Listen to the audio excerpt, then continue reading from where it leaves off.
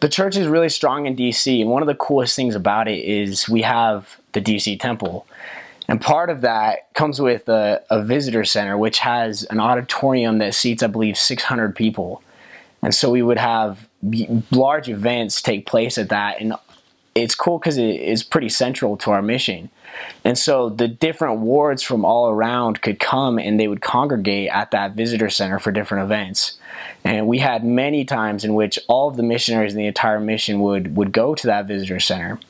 We had Spanish wards, we had French branches, we had a sign language branch, we also had what else do we have? I don't even know, but there's so much diversity there, and the strength of military families is very, very prevalent in the area. A lot of military bases, and it was kind of sad though sometimes because the military people were only there for a short amount of time, and a lot of them are very qualified to hold church callings. And so what would happen sometimes is these wonderful families would move in, they'd get a church calling, and then shortly after they'd have to be released because they needed to move on to some more, I guess, other assignments that they received from the military.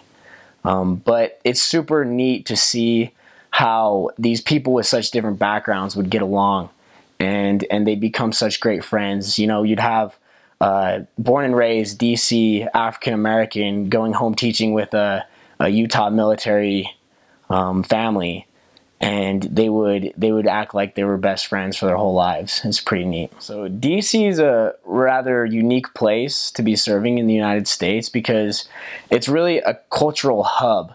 It's the capital of our nation, but it's also probably one of the most diverse places you can go within the United States.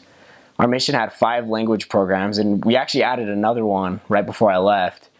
And I've met people from all over the world, both wealthy and very, very poor, and it was just super neat to be able to see the diversity and the different types of people. And that diversity was also brought into the wards and to the branches. For example, there was, I think, 8 months that I was serving in what you could consider the ghetto, or Anacostia. In that area, there were people that had very low income and were very humble. But then shortly after that, I got transferred to the wealthiest zip code in the entire nation, in Potomac, Maryland. And those people were very educated and sophisticated with lots of income.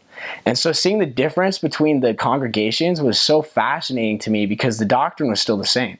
The way the church was conducted was exactly the same. But the people had such different backgrounds and different experiences, so they brought different advantages to the church. And I thought that was really interesting and neat to see. The church attendance in my mission it varied greatly from ward to ward or branch to branch. You'd have, in every ward that you go to, you have the people that show up every week, and then you have the people that will come occasionally, and then you have this huge group of people that hardly come at all.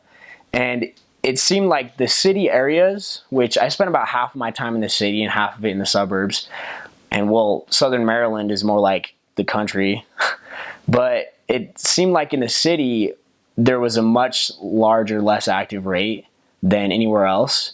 There were a lot of people who ended up being baptized but just simply don't affiliate with the church anymore. And so we had a lot of less active work to do. But out in the suburbs, the activity rate was a little bit higher. The temple is pretty neat because the company that actually built it, that constructed it, is very closely tied to the area. In fact, the ward mission leader of the Potomac ward that I served in for a few months, he is the owner of that company, and it was neat to be serving with him as he was the ward mission leader, and him knowing all of those wonderful things about the temple and his closeness to that was a neat experience. The DC temple is pretty cool because I think it's the tallest temple in the world. I'm not 100% sure, but it sounds right. And it's so green. There are so many trees around it, and when you go there, there's just something about the temple grounds that feels special.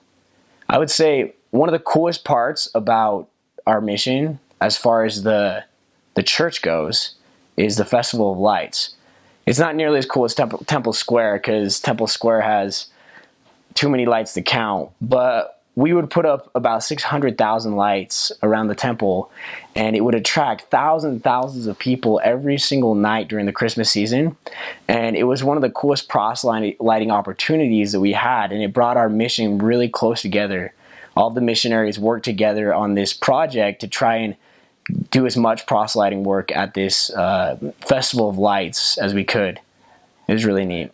Every single Monday, we were allowed to go and visit the sites. We could go to anything, the museums, and I was always the missionary that would drag my companions out to go see those, because I saw it as a very useful opportunity, a thing that I had at the moment, but I wouldn't have forever. And so I tried to get out as much as I could, and as a result, I met a lot of really influential people. I met a lot of congressmen and a lot of very wealthy businessmen, and one of the people that I met is named Richard Marriott, and he is one of the most humble guys I've ever met. He attends the Gospel Principles class in the Potomac Ward because he wants to help out with the missionary efforts, and he shows up every single week and he participates. And here's this man that's worth over $2 billion showing up to church just like everybody else, falling in line and doing the things that he knows is right. And I thought that was really neat. At the visitor center, we had a lot of events in which I was able to meet Lindsey Sterling, Jenny Oaks Baker, Dennis Pitta, who's a professional football player, as well as Brian Keel, Orrin Hatch. I met Senator Mike Lee, Jason Chaffetz. I met John Boehner at one point. That was a very brief walk by in the hallway at the Capitol building, but it was just really neat getting an opportunity to meet with these very, very well-known people, and it taught me that they're just like everybody else. Just because they've found this popularity, I guess, in the eyes of the world, they've become very successful, it doesn't make them any different from you and me. And that's something that I learned as I met a lot of these people, and some of them are great people and some of them may not be so great. It's not my place to judge, but it's a really neat experience to be able to rub shoulders with those that are well known in the eyes of the world. I served all around Maryland. Our mission, it actually doesn't touch Virginia, and it doesn't even touch Arlington. Arlington is the DC South mission, which is across the Potomac River. And so anything in like the actual DC is the DC North mission. And so that's how you know if you got called to the better mission, is if you actually get DC in it. But I spent about half of my time in DC and half of it in Maryland, because our mission actually covers, I think it covers more Maryland than the Baltimore mission does. And there's Northern Maryland, which is a lot of suburb and very diverse, lots of African American, there's Latino, there's Filipino, there's all kinds of different nationalities. And then I also got to serve in Southern Maryland, which is similar to the Deep South in some ways. more white people, and it's a lot more spread out. But in DC, the I guess ratio of people, the amount of people that are in the city is very, very high, and there's a lot of hustle and bustle, and there's always something going on, whether it's a crime or some event, and it makes things really interesting.